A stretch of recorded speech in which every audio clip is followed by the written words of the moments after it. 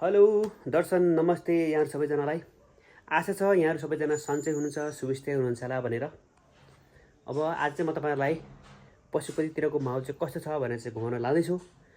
अब हेरौँ पशुपतिको माहौल कस्तो छ र अब ढिला नगरिकन भेटौँ हामी पशुपति पुगेर है त गाइस।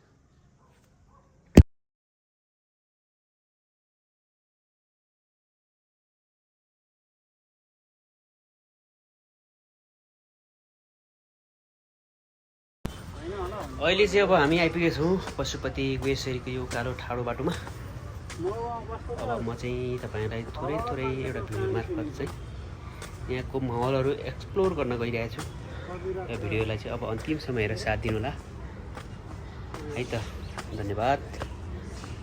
ल अब हेरौँ यता उतिरको माहौल यस्तो छ। ल हल्का पानी परेको छ, त्यही पनि यहाँको माहौल चाहिँ यस्तो छ र देख्न सक्नुहुन्छ है त तपाईँहरूले। ल यतातिर चाहिँ अब यस्तो छ, आज पानी परेर यस सबैतिर हरियाली भएको छ। अब देखाउँदैछु म तपाईँहरूले अघि यहाँबाट सिधै तल पशुपति एरिया सबै देखाउने कोसिस रहन्छ मेरो भिडियो मार्फत। अब भिडियोलाई हेर्दै जानुहोस् है त। ल यता चाहिँ लभ सेयरिङ हुँदैछ, केयरिङ हुँदैछ है हजुरहरू।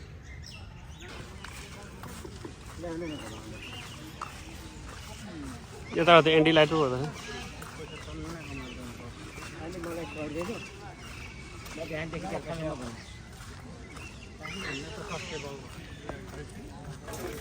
यहाँ चाहिँ आफ्नो लक चेकिङ रहेछ, आफ्नो लक कतिको राम्रो छ भनेर हजुरहरू आउनु यसो हेर्नु होला।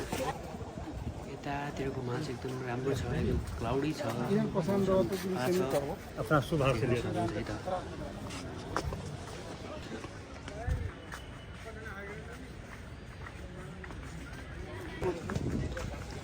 देख्न सक्नुहुन्छ यता चाहिँ अब पशुपतिको माहौल यस्तो छ, एकदम क्लाउडी। हेर्नुहोस् त यस्तो छ यहाँ पशुपतिको माहौल चाहिँ। भिडियो खतरै बनाउनु पऱ्यो मैले। यहाँ बाटो रहेछ नि त मान्छे, कसले बोतल लेखा खोसेर तान्न।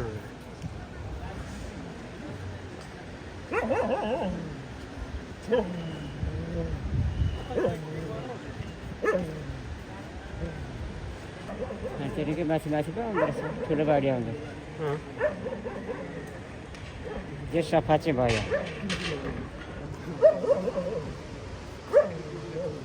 आफूले चाहिँ यहाँ पशुपतिको यो समरको मनसुन सँगसँगै पशुपतिको अवलोकन गर्दै हुनुहुन्छ। यता देख्नुहुन्छ शिव भक्तहरू, शिव पार्वतीहरू पनि देख्न सक्नुहुन्छ।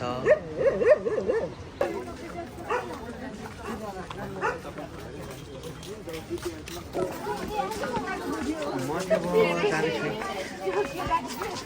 पशुपतिको मेन गेटतिर। यो गुहेश्वरीको बाटो मेन गेटतिर जाँदैछु। भिडियो त अब एक्सप्लोरिङ गर्ने कोसिस रहनेछ।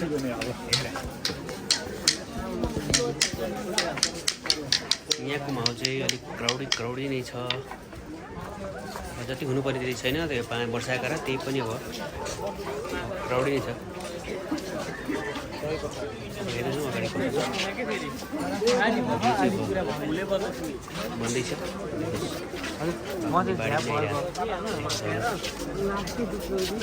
सिधै अगाडि जान्छ मेन गेटतर्फ। यता चाहिँ गौशाला साइड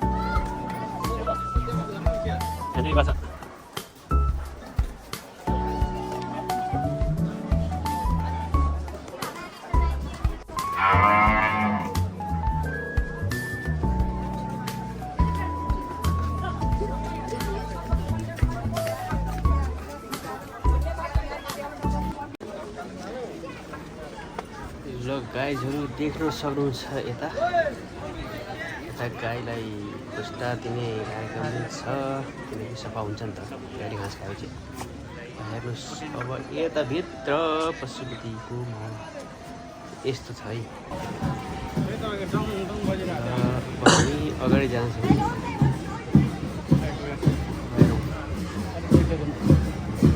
यहाँ चाहिँ के छ भन्दाखेरि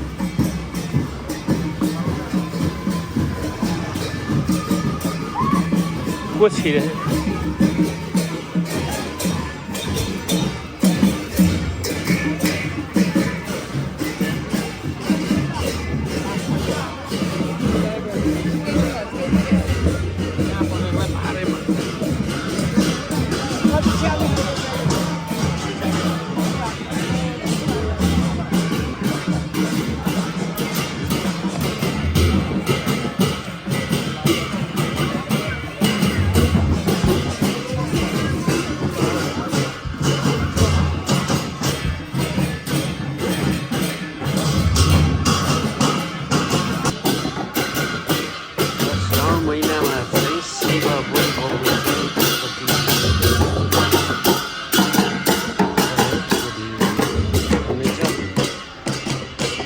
तानेर ल्याउनु पर्ने भयो भने थोरै टाइम चाहिँ लाग्ने रहेछ अब हजुरहरूले चाहिँ अलिकति समय दिएर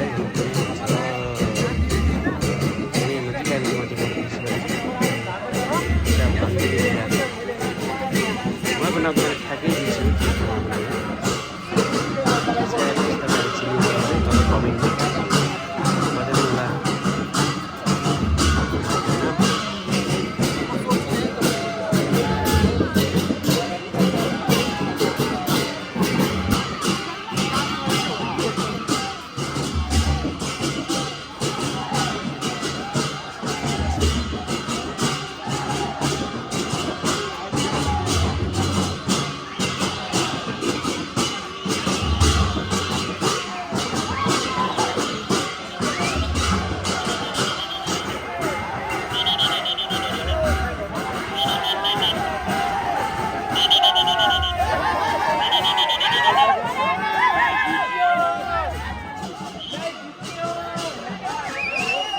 भोलेनाथलाई चाहिँ अब पशुपतितिर लगिँदै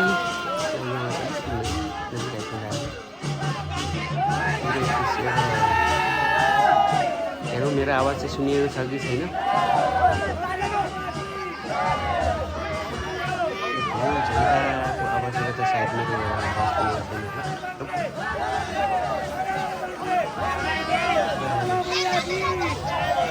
भोलेनाथको दर्शन गरिहाल्नुहोस् हजुरहरूले भोलेनाथलाई चाहिँ पशुपतितिर लगिँदैछ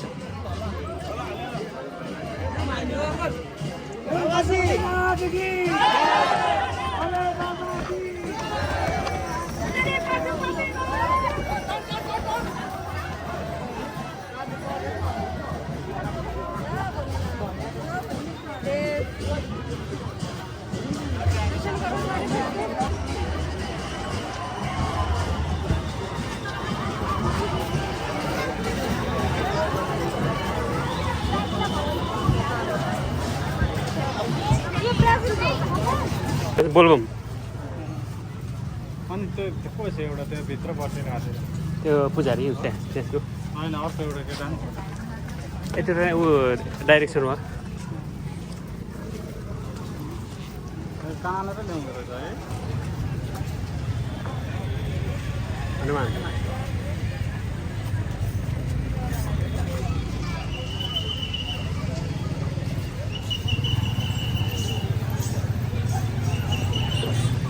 अर्को हनुमानहरू चाहिँ यता छ